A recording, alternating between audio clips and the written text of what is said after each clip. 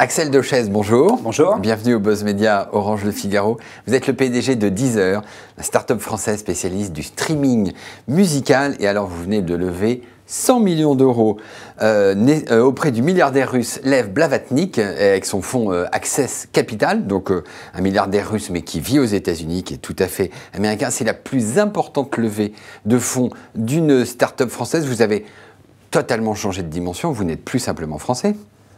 Non, en fait, notre capital est largement majoritairement français, puisqu'il s'agit d'une prise de participation minoritaire. Mais effectivement, en termes d'expansion, on a vraiment changé de dimension, puisque jusqu'à il y a un an, on n'était que français. Maintenant, on est vraiment présent dans le monde entier. On vient d'ouvrir aujourd'hui dans 81 pays, ce qui fait au total plus de 160 pays où Deezer est présent.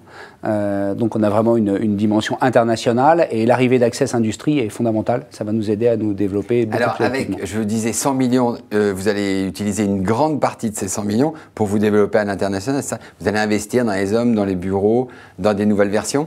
Exactement. En fait, la première idée, c'est puisqu'on a cette ambition d'être global, c'est-à-dire d'être mondial, il a fallu s'organiser. Donc on a ouvert une quinzaine de bureaux dans les 15 plus gros pays mondiaux qui nous permettent... Mais vous n'allez pas aux États-Unis. En fait, vous avez une stratégie, j'allais dire, sur les gros pays où il y aurait une compétition avec Spotify, et on va en parler, vous les évitez. Vous allez dans les pays où il y a de la croissance.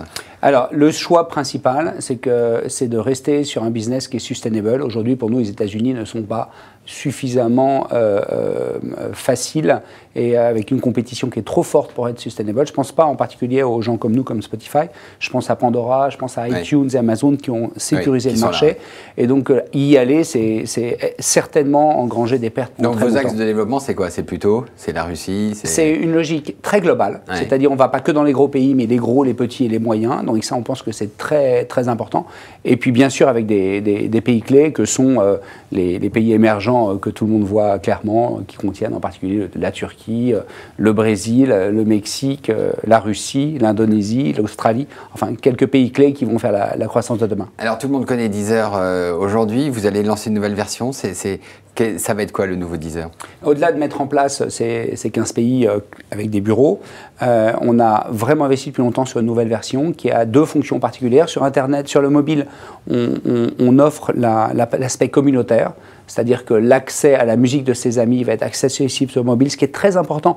Ce qui vous permet de recruter de nouveaux abonnés ou En fait, c'est pas tellement ça. Je pense qu'il y a besoin de redonner une valeur un petit peu identitaire à sa musique. Et le fait de pouvoir la partager et que chacun voit la musique qu'on écoute est très important en termes d'identité. Mais la grande innovation, elle est sur le web qu'on lance aujourd'hui, puisque là, d'un seul coup, on a fait une machine à recommandation. L'enjeu principal c'est d'étendre le réseau social, d'étendre votre domaine musical. En fait, tout le monde a l'impression d'être un peu enfermé dans la musique qu'on connaît, et tout le sujet, c'est de l'étendre. Et là, on avait inventé 2% des solutions pour l'étendre. On est passé à 5 et à 10%, il nous reste pas mal de boulot. Ça veut dire qu'il y a encore pas mal de boulot. Lev Blavatnik, donc le milliardaire propriétaire de Access Capital et aussi propriétaire de Warner Music. Il avait racheté ça l'an dernier. Il avait mis 1,3 milliard de dollars sur la table. Est-ce que du coup, pour Deezer, c'est une chance d'être proche de Warner, ou est-ce que c'est un handicap parce que, par définition, vous devez travailler avec toutes les majors? Alors en fait, le fonds de Lev Blavatnik, qui s'appelle Access Industries, est un des plus grands fonds de référence aujourd'hui. Nous, on a vu tous les fonds mondiaux, les fonds de private equity, les VC US, les late stage, on a vu, mais vraiment absolument tout le monde.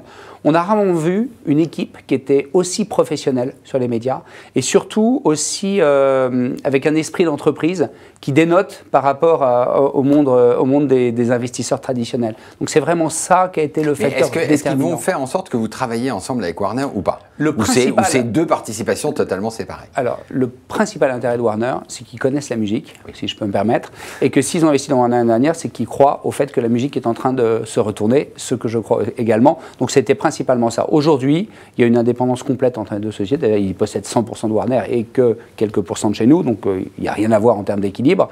Et ni Warner ni nous n'avons l'impression n'avons l'intérêt de casser ce Chinese Wall. Donc pour moi, c'est une des participations d'Access, pas plus que ça. D'accord. Alors, on voit sur le monde du streaming musical, il y a Deezer d'un côté, Spotify de l'autre, le suédois très présent aux États-Unis.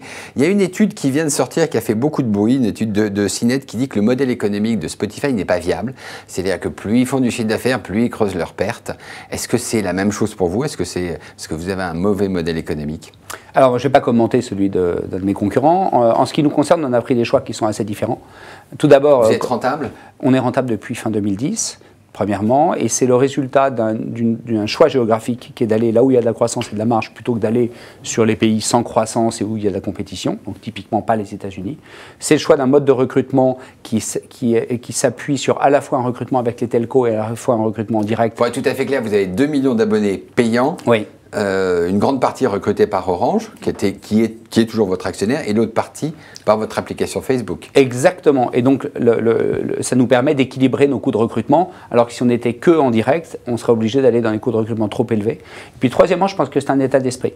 On n'a jamais sacrifié la rentabilité et la sustainabilité, enfin, et le fait d'être autonome à la vitesse. Et ça, c'est notre ADN. Avancer pas à pas. C'est-à-dire que, typiquement, on a d'abord trouvé le modèle en France, on a d'abord rentabilisé la France, et maintenant, aux États-Unis, on n'est pas à courir dans tous les sens, même si dès que ça, on peut avoir l'impression qu'on va assez vite. Finalement, on est assez fermier dans notre démarche, et c'est assez important. Vous êtes quand même fermier avec une forte croissance, et vous avez à peu près 70 millions d'euros de chiffre d'affaires, c'est ça? Ouais. L'année prochaine, vous tablez sur combien?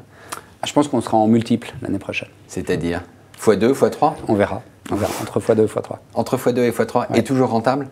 Et non, l'investissement, on va rentrer dans une phase d'investissement puisqu'on vient de lever de l'argent. La rentabilité revient en 2014. En 2014. Ouais. Très bien, Axel Dechaise, merci. Et nous nous retrouvons demain avec un nouvel invité. Merci. Merci.